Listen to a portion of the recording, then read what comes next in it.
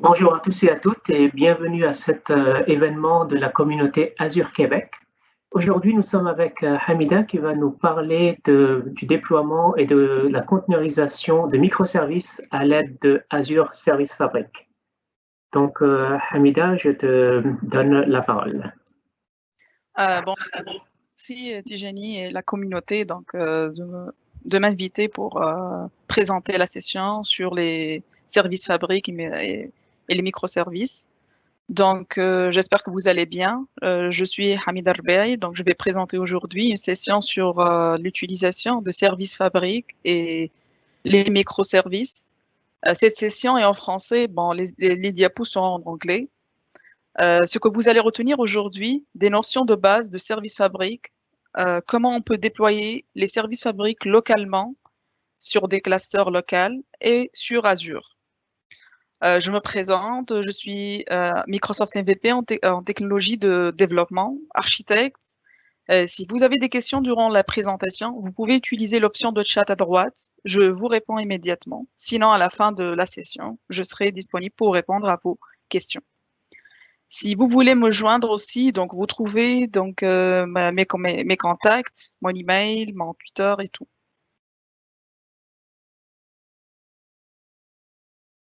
Nous allons parler au début de l'avantage des microservices, un aperçu sur les microservices par rapport aux applications monolithiques.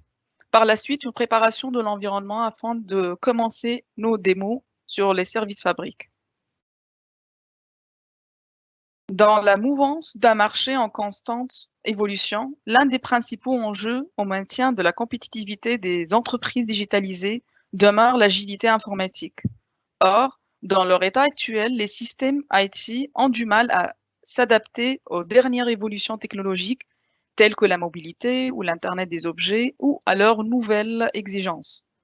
Avec un grand nombre d'interdépendances des services liés au cycle de vie d'un projet informatique, chaque modification du code source d'une application monolithique classique peut la déstabiliser dans la maintenance.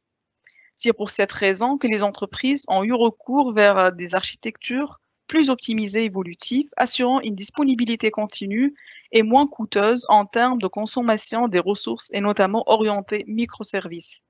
Un changement d'autant plus urgent qu'il est indispensable face à une concurrence agressive et notamment celle au niveau des startups qui ne sont pas encore encombrées par des infrastructures rigides. Avant de parler des microservices, nous devons donc comprendre la différence entre l'approche d'application traditionnelle et l'approche d'application microservice. Donc, toute application est conçue comme un ensemble de services qui peuvent être développés, testés, versionnés, déployés et maintenus avec une gestion de changement établie. Pour les applications monolithiques, leur évolution et leur disponibilité se fait en clonant l'application sur plusieurs serveurs VM ou des machines virtuelles. Même pour les microservices, ceci se fait en déployant chacune indépendamment avec plusieurs instances sur plusieurs serveurs ou machines virtuelles. Je recommande vivement de voir plus de détails, ce lien qui est en bas, dans le site donc, de Martin Fowler pour avoir plus de détails sur les microservices. Donc, les microservices, pour moi, ressemblent beaucoup aux ruches des abeilles parce qu'au sein d'une ruche, des milliers d'abeilles cohabitent et s'entraident pour un seul but commun, qui est la survie de la colonie. La reine et les ouvriers et les fous bourdons possèdent chacune leur particularité et doivent alors assumer des tâches bien distinctes. Lors de développement d'une application côté serveur, donc on parle ici client-serveur, 2 tiers, 3 tiers, vous pouvez la démarrer avec une architecture modulaire hexagonale ou en couches composées de différents types de composants ou de couches. Ici, on va voir donc les différentes couches par rapport à ce qu'on va avoir au niveau de Microsoft. Donc, on va commencer par la couche présentation, qui est la couche interface utilisateur, qui peut être donc une application web, mobile ou une application bureau. La couche service ou service. Donc ici, ça peut être donc une application donc web API, donc des services web API. des requêtes HTTP ou donc de JSON, XML, des services web, donc peu importe. On a la couche métier, donc c'est là où notre traitement se fait, et la couche de base de données. Donc ici, on remarque donc les bases de données sont donc partagées entre les différents services. On n'a pas des bases de données dédiées à chaque service. Par contre, si ici, dans une architecture donc logiquement modulaire, l'application est empaquetée et déployée comme un monolithe dans ce cas-là, ici. Mais les applications monolithes sont davantage un paquet complet unique, ayant tous des composants et services nécessaires associés encapsulés dans un package. Mais pour les microservices, l'idée est vraiment très simple. Elle consiste à diviser votre application en un ensemble de services plus petits et interconnectés au lieu de construire une seule application. Chaque microservice est une petite application qui possède sa propre architecture hexagonale composée d'une logique métier avec divers adaptateurs.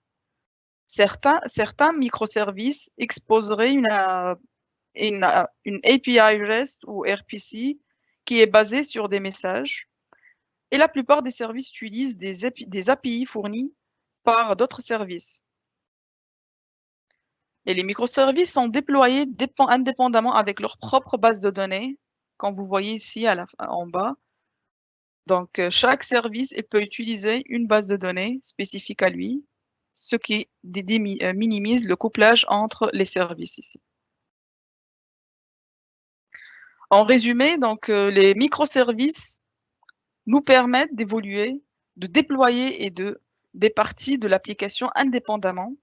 Ils offrent de grands défis logiciels distribués, mais avec tous ces bénéfices, on ne peut pas choisir toujours cette architecture car il est destiné à de grandes applications distribuées évolutives à long terme. Il ne faut pas donc sous-estimer aussi la complexité en implémentation et test. Nous allons présenter maintenant les différentes architectures et modèles, donc patterns des microservices. Donc ce tableau résume les modèles et les technologies modernes à utiliser comme les conteneurs, donc les containers. Donc on le voit ici, donc Windows, Linux, ou bien donc si on parle d'Azure, donc on a Docker, les Docker aussi, donc instance, le registry, donc ici. Et donc on trouvera les services fabriques aussi donc dans les technologies qu'on va les utiliser ici. Les entreprises ont face à des challenges dans leur passage vers le cloud, car il y a, par exemple, l'optimisation du développement des microservices à prendre en considération. De même, atteindre une cohérence fiable de l'état et des données sont des problèmes de latence, surveillance et gouvernance au niveau global et granulaire, exécution d'applications hautement sécurisées à grande échelle jusqu'à l'intégration et développement continu. Donc, si on prend l'exemple de Microsoft Azure, nous allons trouver pas mal de services PaaS pour héberger des microservices. Donc, nous avons donc l'App Service. Ici, nous avons le service fabrique, c'est notre sujet aujourd'hui. Kubernetes Service, les Container Instance et Registry, et on a les badges aussi. Donc, il y a 3 services majeurs dans Azure. Comme vous remarquez ici, si on parle de Platform as a Service ou Container as a Service, donc en tant que service, nous avons donc Azure Service Fabric et Azure Service Fabric Mesh aussi. Mais on ne va pas donc parler de Azure Fabric Service Mesh aujourd'hui, c'est juste, on va présenter donc le déploiement au niveau donc de Service Fabric. Nous avons les containers en tant que service, donc Azure Container Instance, Azure Kubernetes. Et il y a également donc le Function as a Service, fonction en tant que service. Nous avons Azure Function, qui fait partie des services serverless d'Azure, permettant d'implémenter des fonctions pouvant former un microservice. Une fonction va agir suivant les triggers, donc les déclencheurs. Maintenant, donc, on va parler un peu sur Service Fabric. C'est quoi exactement? Donc, Service Fabric nous permet de créer et de gérer des applications évolutives et fiables. C'est pour ça qu'on a parlé des microservices, c'est dédié pour les microservices. donc composé de microservices. Ces microservices distribués s'exécutent à très haute densité sur un pool partagé de machines virtuelles, ce qui correspond à un cluster. Le service fabrique fournit un runtime léger et sophistiqué qui prend en charge les microservices sans état et avec état, donc serverless ou donc tout ce qui est en état et sans état.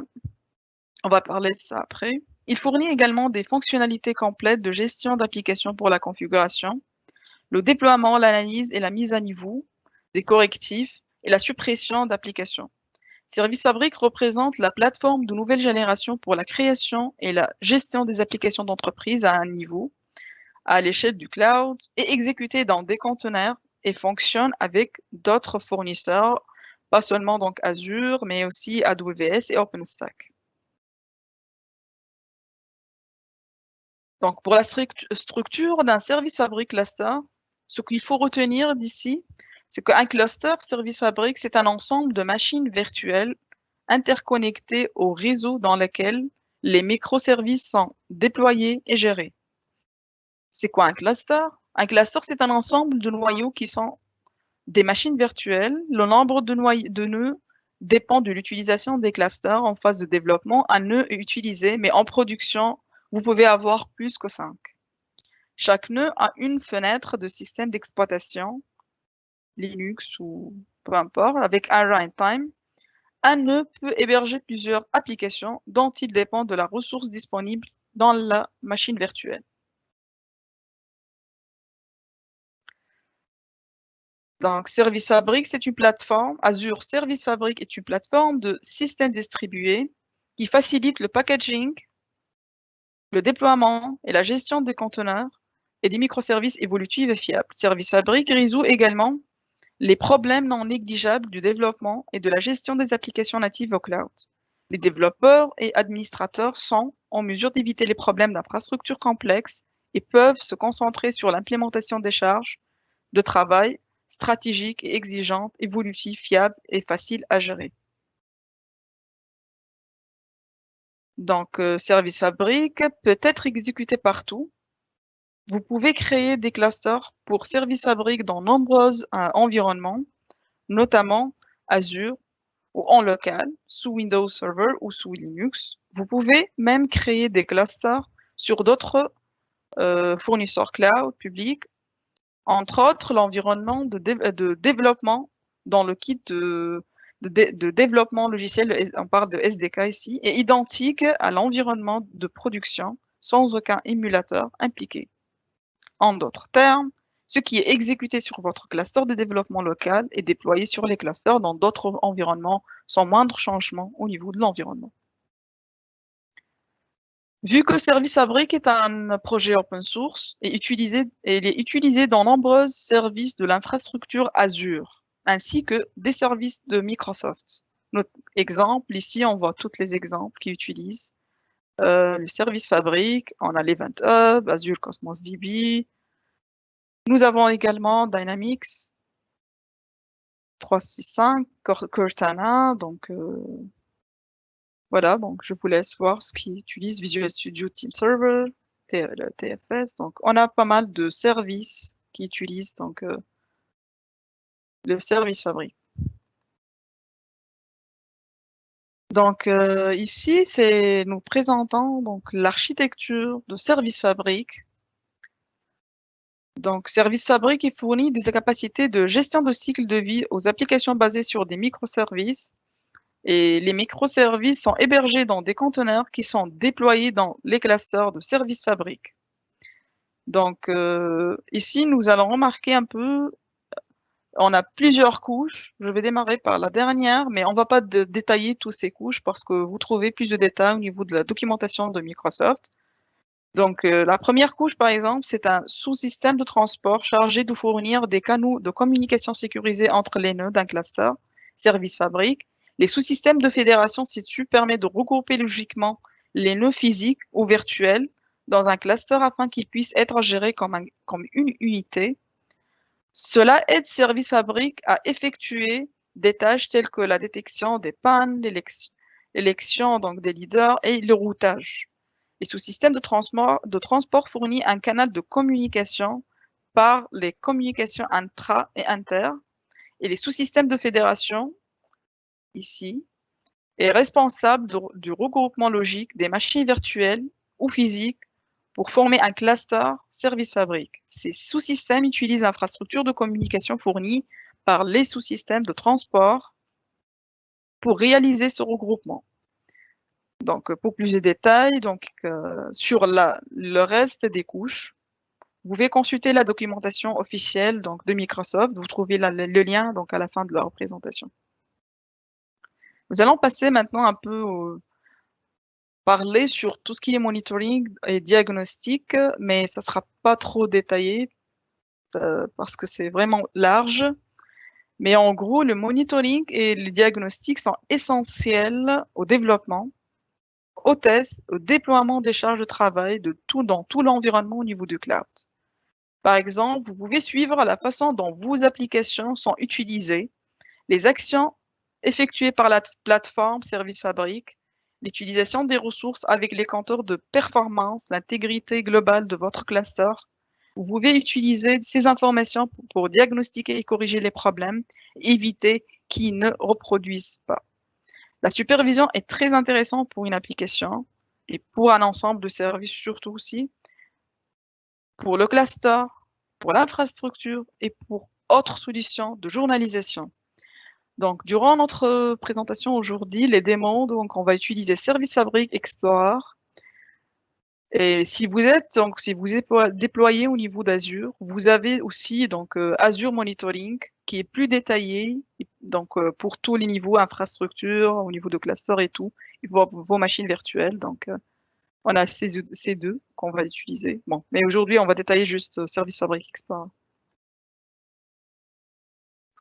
Passons maintenant au niveau de la pratique, notre démo, ce qu'on a besoin pour pouvoir mettre en place l'environnement pour implémenter des applications Service Fabric. On a besoin Windows 10, je vous laisse voir, ça sera professionnel ou entreprise, afin de pouvoir installer Docker. Si on va utiliser des conteneurs pour les services Fabric. Visual Studio, 2019 ou 2017, l'important qu'elle supporte le nouveau template de Docker ainsi que Service Fabric aussi. .NET Core SDK, le SDK Microsoft Service Fabric, on va fournir le lien après, je vais vous montrer après comment on peut le récupérer pour Visual Studio, n'importe quelle version. Et Docker, pour moi je l'ai mis optionnel ici parce que si on ne va pas travailler avec les conteneurs, on n'a pas besoin de le mettre en place, parce que les clusters ils sont suffisants. On va mettre à jour notre environnement Windows afin de pouvoir démarrer les services Fabric. Pour ce faire, je vais passer directement vers la vidéo.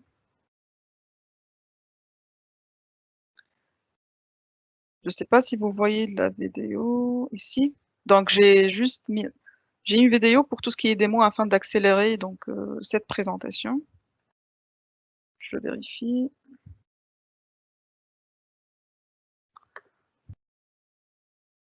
Voilà, on va démarrer maintenant. On va utiliser dans notre démo Visual Studio 2019. Vous trouvez le lien dans la présentation qu'on va le partager à la fin de après. Là, vous trouvez Visual Studio avec toutes les versions Community Professional Enterprise. Communauté, c'est la version gratuite. Elle est largement suffisante pour faire notre présentation aujourd'hui. Après, on va installer Microsoft Azure Service Fabric, le SDK. Vous trouvez 3 liens ici. Si vous utilisez 2015, vous trouvez un lien. Ça, c'est pour Visual Studio. Pour voir, c'est Visual Studio 2019. On vérifie si on a Service Fabric. Mais c'est pour ça, on l'a pas. On doit l'installer. Le premier lien, on a 2 liens, 3 liens. Le troisième, c'est juste si vous voulez installer juste le SDK. C'est ça. Pour notre cas, on va utiliser le premier lien. Ici, on trouve 2. On a le Web Platform qui se lance, Installer qui se lance. Le deuxième, c'est pour tout ce qui est service Fabric Mesh qu'on va pas aborder aujourd'hui. Et le deuxième, c'est on va choisir le premier. Donc, on va le mettre en place. Donc, ça prend quelques minutes pour l'installer. Donc, vous acceptez ça. Donc, ça télécharge. Et il vous crée donc après l'application.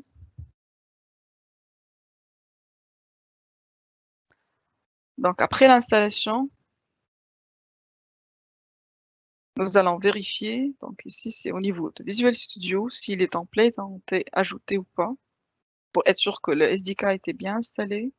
Donc, on va cliquer sur Create. On va faire une recherche. C'est vraiment simple, Visual Studio. Donc, pour chercher les templates, vous mettez Fabric et vous trouvez ici le template de Service Fabric Application pour créer des applications Service Fabric, que ce soit des services ou des applications ASP ou des conteneurs. Donc, ici, on va donner juste un nom, donc juste pour vous montrer si on a tout ce qu'il nous faut,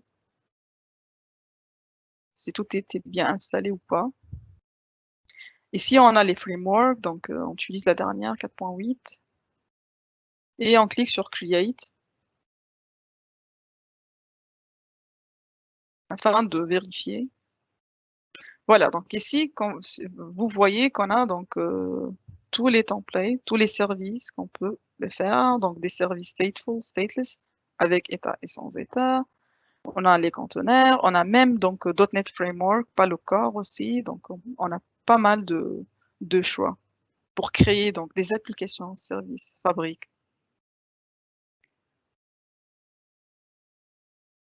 Donc voilà, donc vous avez tout.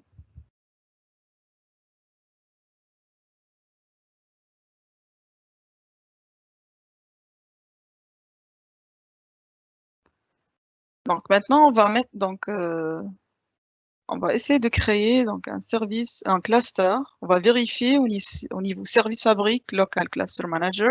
On va le lancer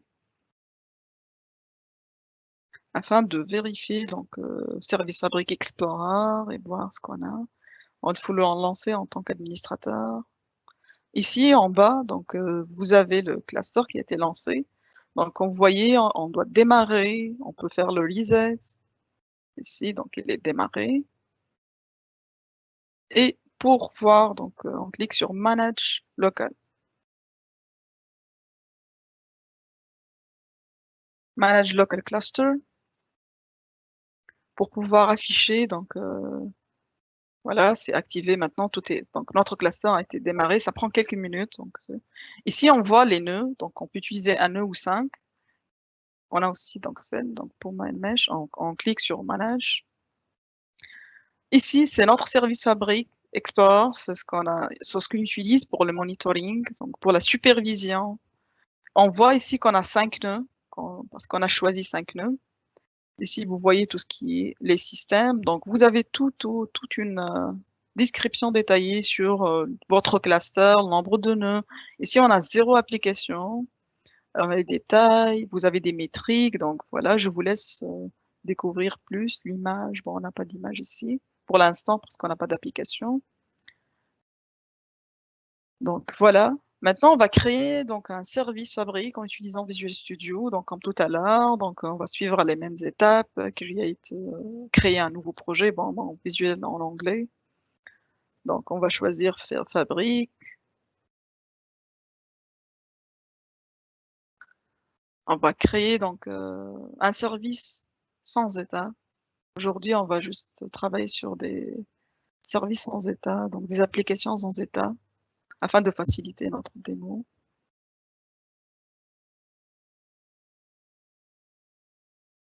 On va cliquer sur Create, et voilà, on choisit la première, .NET Core, Service Serverless, donc service sans état. On donne un nom service. On clique sur Create.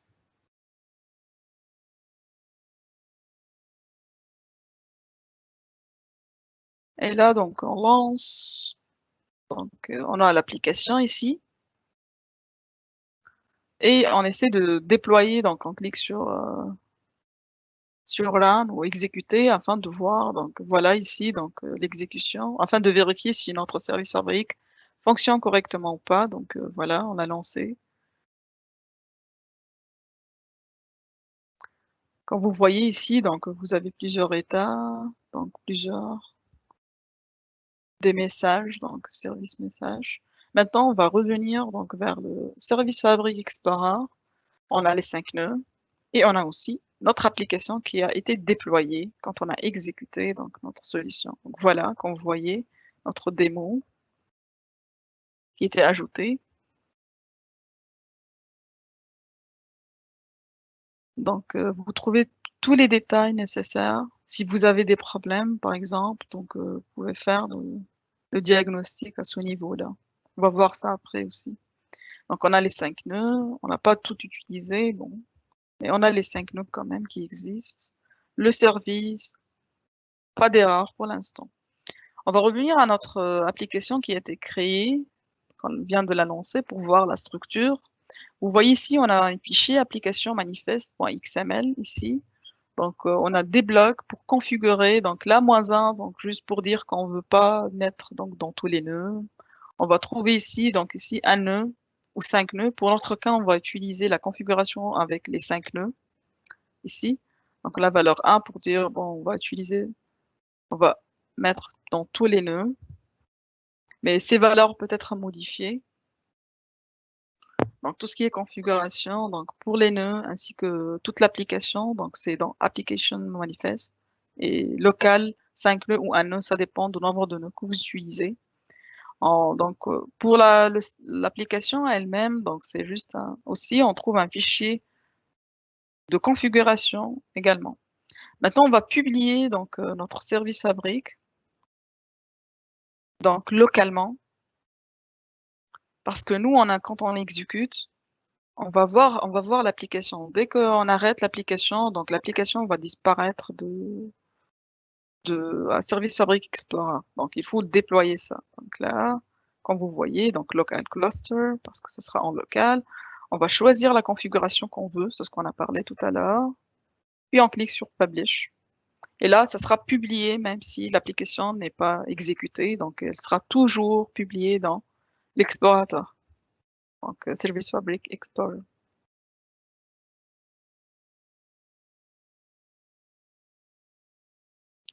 Donc maintenant, ici, vous voyez que c'est déployé. Maintenant, on n'a pas l'application tout à l'heure. On va rafraîchir.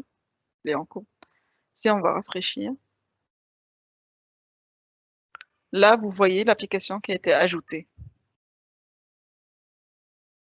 Qui a été ajoutée ici.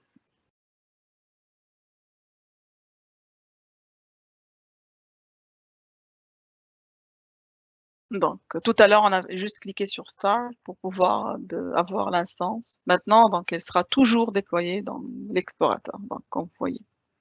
Là, c'est la phase de publication locale de notre application en tant que cluster, le cluster. Maintenant, on va déployer, donc, on va compiler une application, on va créer une application .NET Service Fabric. Ça, c'était juste un simple service. Donc maintenant, on va essayer de créer une nouvelle application, donc .NET Core. Ce qu'on va faire, on va essayer donc, on va créer, je vais vous montrer comment vous allez créer une application .NET Service Fabric, mais après, on va essayer d'utiliser une application qui existe donc dans le référentiel de Microsoft pour tester les services fabriques. Donc, je vous fournis le lien après à la fin pour juste cloner directement, mais quand même, c'est intéressant de voir comment on peut créer donc .NET. Donc, vous allez voir que c'est la même chose, juste un projet qui s'ajoute en haut, donc ça s'appelle Voting Web, qui s'ajoute en haut. Donc là, on va choisir .NET Core. On continue à travailler sans état toujours, donc c'est stateless .NET Core. On n'a pas besoin de sauvegarder les états pour l'instant. Donc ici, vous voyez que on aura les mêmes templates pour ASP.NET Core. Donc on veut créer des API, web application, MVC, donc Angular. Donc vous trouvez les mêmes templates utilisés aussi. Donc c'est la même chose. Donc c'est la même application .NET Core.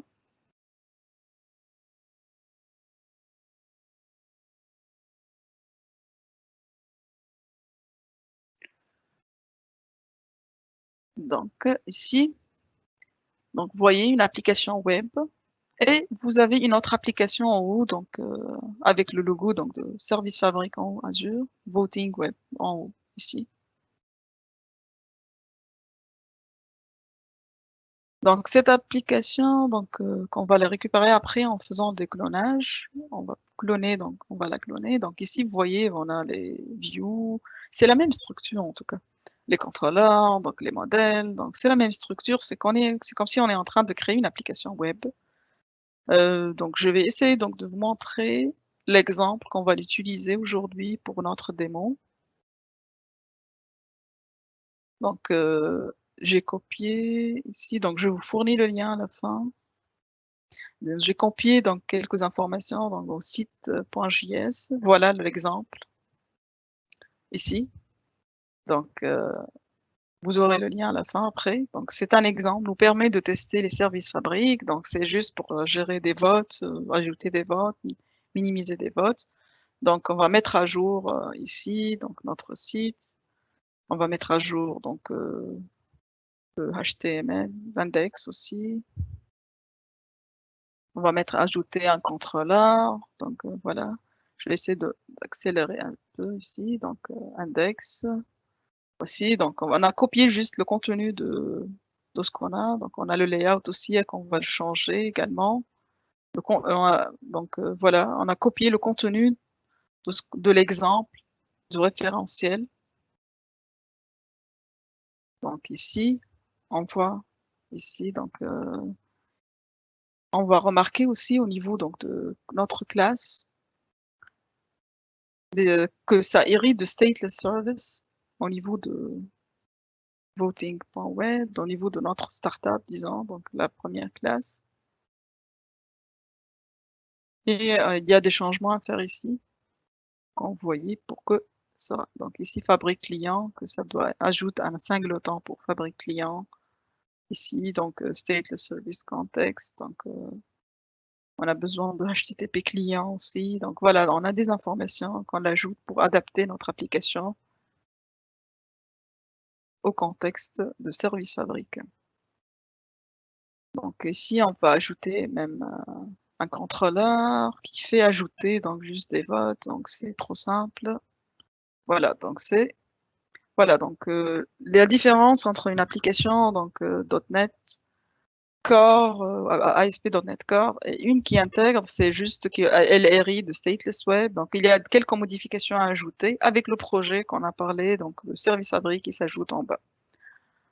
Pour nous, donc, on va juste cloner de GitHub cette solution. Je vous montre comment aussi. Donc, on va juste compiler pour être sûr que ça marche ici. Et on va fermer cette solution pour pouvoir cloner donc, la solution à partir de GitHub. Donc, voilà le lien au niveau de GitHub. Donc, on peut récupérer la solution directement ici. Vous voyez, donc, on va fermer ça, cette solution. Et on va cliquer sur Clone Checkout et on va cliquer sur GitHub. On trouvera le lien ici et on va cliquer sur Clone. Donc, je vais cloner tout le répertoire. Oui, donc je vais essayer de récupérer le SLN directement.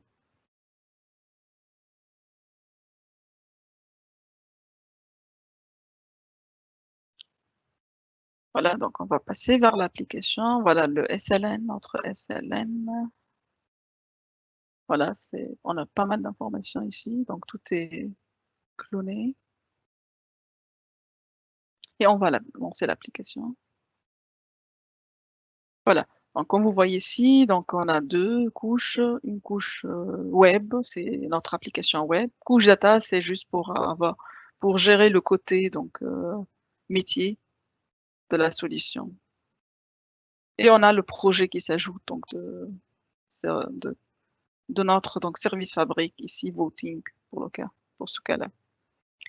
Donc on va compiler cette application et on va voir donc après au niveau de l'explorateur, on va le lancer. Et on va la voir après au niveau de l'explorateur si tout est bien au niveau donc de déploiement ou non. ici, vous voyez, donc tout se charge correctement pour l'instant. Voilà, donc ce diagnostic d'événement, ça confirme que tout fonctionne correctement pour l'instant. Et voilà, comme vous voyez ici, on a donc 2 applications, l'ancienne qu'on vient de la déployer et l'application web qu'on vient de la lancer, la compiler. On l'a pas encore déployée en tout cas. Donc healthy, comme vous voyez, donc au niveau de santé, tout est bon. Maintenant, on a eu des erreurs, donc comme vous voyez ici, donc si on a des problèmes au niveau d'exécution, on peut vérifier pourquoi, donc là. Donc ici, il y a l'explorateur, une autre version bêta, que vous pouvez l'utiliser également. Mais je préfère utiliser pour l'instant la version stable. Donc ici, je vérifie qu'est-ce qui se passe, pourquoi on a eu des problèmes, peut-être il y a eu des erreurs quelque part. On peut checker ça aussi au niveau de l'explorateur pour plus de détails, mais voilà. Donc je vais arrêter à ce niveau-là. Donc comme vous voyez, service Fabric Explorer nous permet de vérifier que c'est bon. Maintenant, on a arrêté l'application. On va essayer de revenir, donc de rafraîchir. Donc c'est bon, on a la seule application qu'on a déployée, l'autre est en arrêt. Je vais quitter le mode bêta, voilà. On a juste une seule application, les 5 nœuds comme d'habitude, voilà. On revient à notre application maintenant. On va voir donc ici, on va l'exécuter pour voir au port 80. Voilà, pour voir donc le contenu, donc quand on l'exécute, c'est quoi?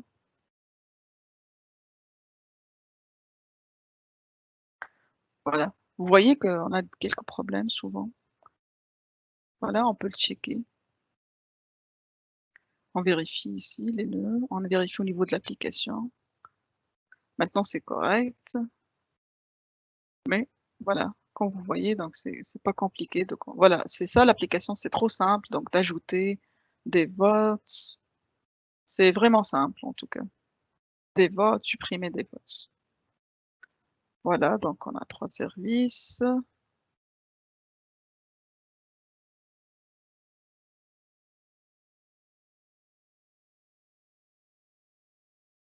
Voilà, on n'a pas de problème pour l'instant, donc l'application fonctionne correctement, donc c'est ce qu'on nous dit, donc ça. Maintenant, on va compiler donc notre application et déployer localement. On va publier.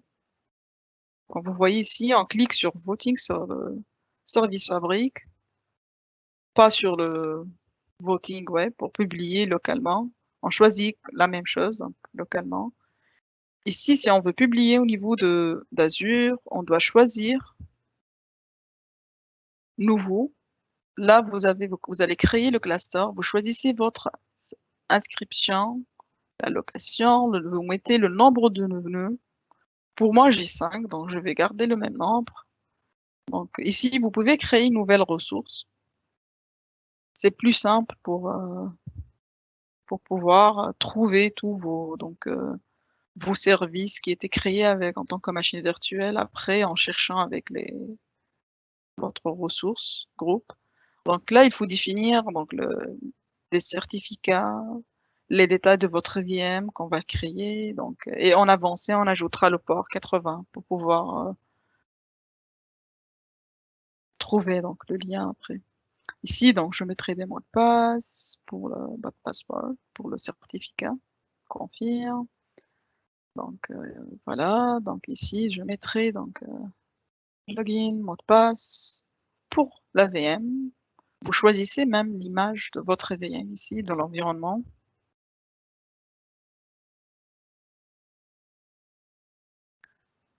Voilà, ici. Donc, vous choisissez même les nœuds, l'image, toutes les informations que vous aurez besoin par rapport aussi ce que vous avez dans votre inscription au niveau Azure.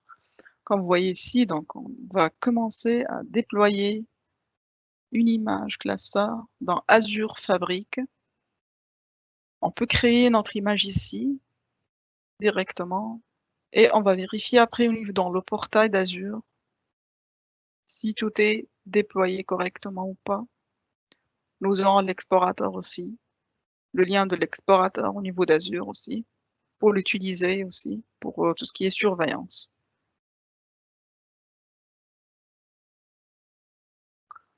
Ok, on va vérifier quand même. Bon, ça prend quelques minutes, donc pour être déployé, il faut être sûr que tout est bon ici. Il faut avoir pas rouge, un vert par exemple. Donc voilà. Je vais essayer de, donc en attendant, vous chercher donc si c'est la ressource a été créée. Donc là, comme vous voyez, c'est trop simple pour trouver donc le service fabrique ici. Comme vous voyez, rien n'a été créé pour l'instant. On attend encore l'activation. Je reviens ici à Visual Studio pour vérifier si tout est déployé ou pas. Publish. Donc ici. Ah, maintenant c'est bon, tout est publié tant que c'est vert. On vérifie ici donc des informations, des paramètres avancés. Je reviens ici, donc je rafraîchis de nouveau. Voilà, quand vous voyez, donc ça devient un lien ici. C'est un lien.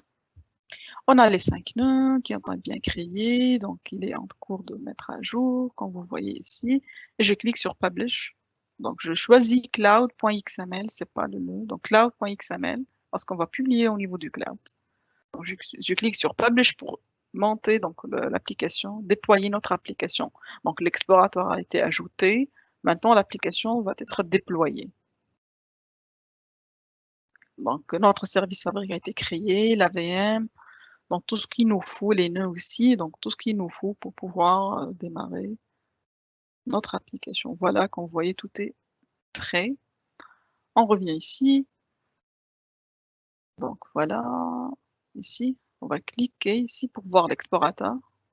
Bon, juste parce que j'ai pas ajouté, donc j'ai pas ajouté de certificat de sécurité, mais je recommande vivement de l'ajouter pour quand vous êtes en production. Ben là, je suis en train de faire des tests, mais il faut ajouter tout ce qui est certificat HTTPS.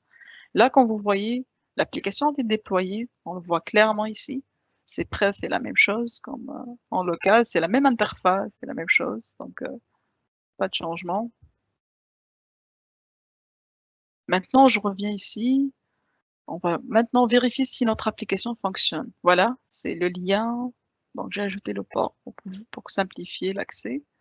Vous voyez ici, donc ça marche correctement, notre application, pas de problème. C'est comme indiqué dans l'explorateur.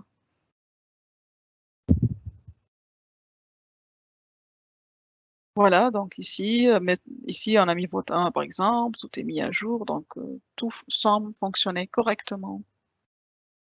Maintenant, on va exécuter donc une image Docker dans Service Fabric. Donc voilà, on va passer. Donc c'est quoi Docker? Docker, donc on revient un peu à une définition simplifiée. Donc il facilite la création, déploiement et l'exécution d'applications à l'aide d'une approche de containerisation. Les conteneurs sont très légers, prennent moins de temps à démarrer que des serveurs traditionnels. Donc, ces conteneurs augmentent également les performances des coûts en tout offrant donc une gestion appropriée des ressources. Donc, un autre avantage d'utilisation de Docker est que vous n'avez plus besoin de préallouer de la RAM à chaque conteneur. Ici, donc, on voit que le conteneur était une solution pour une première migration donc des applications, de vieilles applications monolithiques, sans moindre de changement ici. Donc, on parle de rehost en lift and shift. Si on veut faire des changements afin d'optimiser aussi, donc, et il y a les microservices. Maintenant, on va donc compiler, exécuter une image Docker. On fait la même chose dans Visual Studio. On va utiliser une image. Vous pouvez utiliser n'importe quelle image que vous trouvez, donc publique même, dans Docker Hub. Peu importe. Vous pouvez utiliser même une image par défaut de Microsoft .NET Core, par exemple, pour pouvoir faire le premier test, si vous n'avez pas une application. Une image, donc ici. Donc ici, on choisit Container. Ici, on a le nom de l'image. Donc c'est ce que j'ai dit. Donc vous pouvez la récupérer si vous avez une image déjà qui existe, qui a été déployée. Donc là, c'est Docker Hub. J'ai une image. Je vais utiliser une image qui existe, mais vous pouvez chercher même des images public aussi pour faire le test là. Donc voilà, j'ai donc ici, il faut démarrer Docker Hub Desktop afin de pouvoir tester les conteneurs pour Service Fabric. Comme vous voyez, donc je vais copier cette image.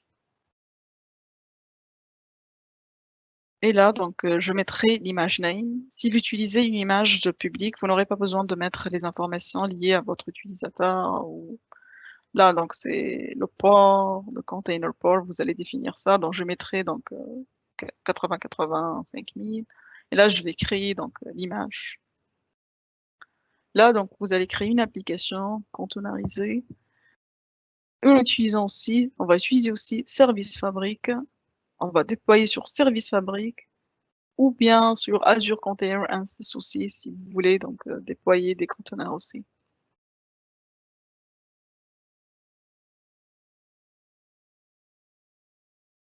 Donc vous voyez ici donc l'image, vous pouvez changer l'image ici. Donc il y a notre image dans Container Host, image name. Vous pouvez la changer ici, par exemple, si vous voulez utiliser une autre. Donc voilà, c'est tout simplement.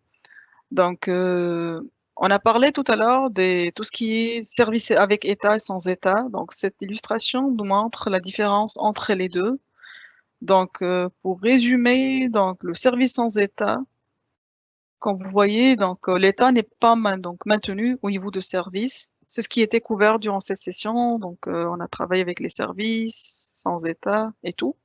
Ce qui n'a pas été donc traité dans cette session, c'est donc les services avec état. Donc ils sont très importants si vous avez vraiment plusieurs bases de données, parce que ceci il minimise la latence.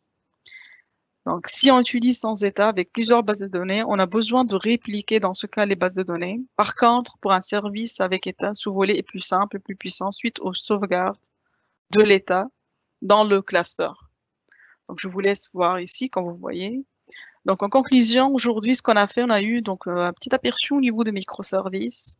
On a parlé donc sur de service fabrique, l'architecture, la structure des clusters, les nœuds et tout. Donc, durant notre démo, donc, on a créé au début donc un service cluster en local, on l'a déployé en utilisant Visual Studio en local, on l'a publié. On a parlé donc de Service Fabric Explorer pour faire tout ce qui est supervision, on parle de monitoring, diagnostic. Donc, .NET, on a récupéré une application .NET Core, donc de vote, on l'a déployée sur Azure. Et on a fini par récupérer une image de Docker Container en service Fabric. On peut la déployer sur les deux, donc service Fabric. Donc là, on parle de containerisation de service Fabric, de microservices au niveau service Fabric.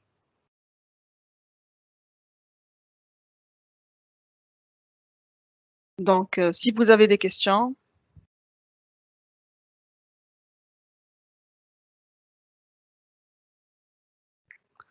je vais revenir. Donc, si vous avez montré. Ouais. Merci Hamida pour ce bel événement. Donc, comme tu l'as mentionné, si vous avez des questions, donc n'hésitez pas à les écrire dans la fenêtre de questions et réponses ou dans la fenêtre de chat. Puis Hamida pourra vous répondre.